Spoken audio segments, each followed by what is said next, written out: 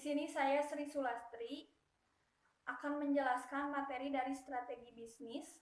Yang pertama, mengevaluasi dan memilih strategi bisnis, mencari keunggulan kompetitif yang berkesinambungan.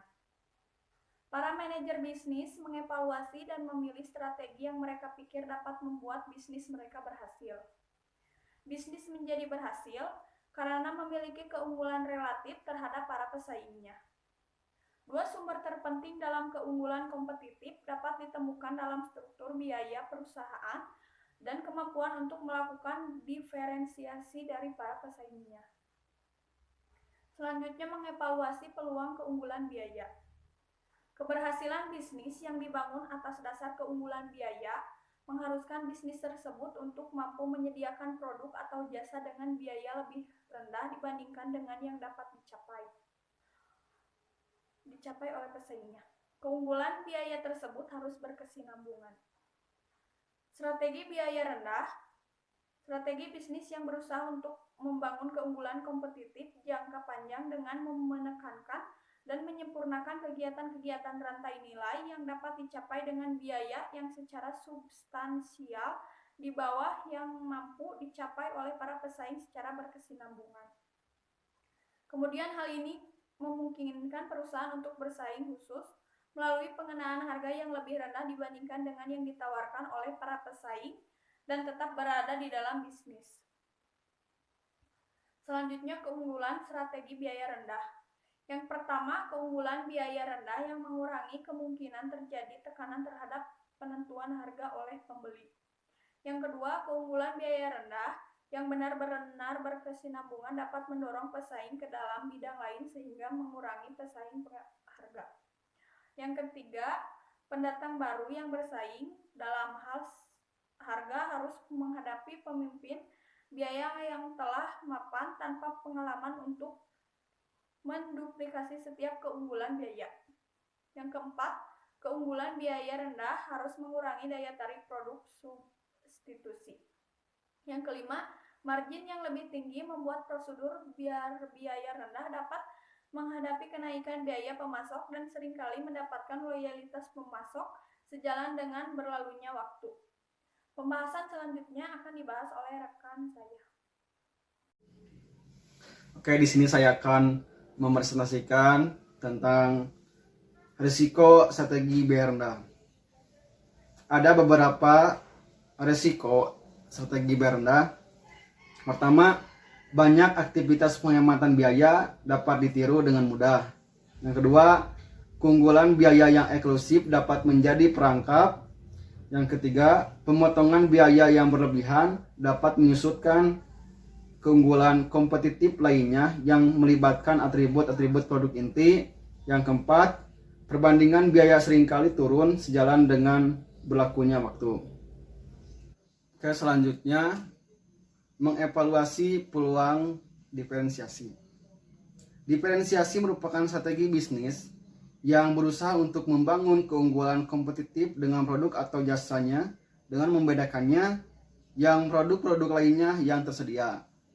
Diferensiasi mengharuskan agar bisnis memiliki keunggulan berkesinambungan yang memungkinkannya menyediakan sesuatu yang bernilai unik bagi pembeli. Terus selanjutnya, mengapa perlu diadakan evaluasi? Pertama, persaingan berkurang ketika suatu bisnis berhasil mendiferensiasikan dirinya. Yang kedua, pembeli kurang sensitif terhadap harga untuk produk yang terdiferensiasi secara efektif. Yang ketiga, loyalitas terhadap merek sulit ditandingi oleh pendatang baru. Cukup sekian dari saya, dan selanjutnya akan ditambahkan oleh rekan saya. Mengevaluasi kecepatan sebagai keunggulan kompetitif. Strategi berbasis kecepatan merupakan strategi bisnis yang dibangun berdasarkan pada kapabilitas dan aktivitas fungsional yang memungkinkan perusahaan memenuhi kebutuhan pelanggan secara langsung ataupun tidak langsung lebih cepat dibanding pesaing utamanya. Aktivitas yang menyebabkan keunggulan kompetitif, yang pertama, tanggapan pelanggan, siklus pengembangan produk, perbaikan produk dan jasa, kecepatan dalam pengiriman atau distribusi, dan berbagai informasi dan teknologi. Selanjutnya, mengevaluasi fokus pasar sebagai suatu cara untuk mendapatkan keunggulan kompetitif. Fokus pasar merupakan strategi umum yang menerapkan pendekatan strategi diferensiasi atau pendekatan strategi biaya rendah atau kombinasi dari keduanya, dan hanya melakukannya di ceruk pasar yang sempit atau fokus, dan bukan pasar yang lebih luas. Fokus sempit tersebut dapat didefinisikan secara geografis atau berdasarkan pada fitur jenis produk, jenis target pelanggan, atau kombinasi dari hal-hal tersebut. Terima kasih. Halo, saya Novel Aditya. Di sini saya akan melanjutkan materi yang telah dibahas oleh Rosidin. Di sini saya akan menjelaskan tahapan evolusi industri dan pilihan strategi bisnis. Di sini saya mencatat ada 5 poin. Poin yang pertama itu ada keunggulan kompetitif dan pilihan strategi dalam industri baru. Industri baru adalah industri di mana seluruh perusahaan yang berada di dalamnya mengalami pertumbuhan penjualan sebagai akibat dari permintaan yang semakin meningkat akan produk, teknologi, atau jasa yang relatif baru yang disediakan oleh perusahaan-perusahaan yang berpartisipasi dalam industri ini. Terus yang kedua ada keunggulan kompetitif dan pilihan strategi dalam industri berkembang.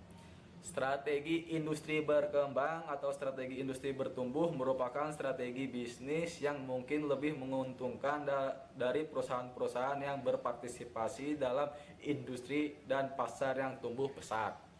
Terus yang ketiga itu ada keunggulan kompetitif dan pilihan strategi dalam lingkungan industri yang dewasa. Yang strategi industri dewasa itu merupakan strategi yang digunakan oleh perusahaan-perusahaan yang bersaing pasar tingkat pertumbuhan yang dari tahun ke tahun mencapai atau hampir mendekati nol. Yang keempat itu ada keunggulan kompetitif dan pilihan strategi pada industri yang mengalami penurunan. Industri yang mengalami penurunan merupakan suatu industri yang dimana kecenderungan total penjualan yang merupakan indikator dan total permintaan yang produk atau jasa suatu industri mengalami penurunan dalam beberapa tahun terakhir. Dengan kemungkinan bahwa kecenderungan tersebut akan terus berlanjut sampai batas waktu yang tidak dapat ditentukan. Penurunan tersebut dapat dialami oleh seluruh partisipasi dalam industri tersebut. Terus yang terakhir itu ada keunggulan kompetitif pada industri terfragmentasi. Industri yang terfragmentasi merupakan suatu industri di mana terdapat banyak persaingan atau penyediaan produk atau jasa sama atau serupa yang terlibat dalam industri tersebut. Sedemikian rupa sehingga tidak ada perusahaan atau sekelompok kecil perusahaan pun yang mengendalikan bagian signifikan dan penjualan industri tersebut secara keseluruhan. Itu bagian dari tahapan evolusi dan industri dan pilihan strategi bisnis ya.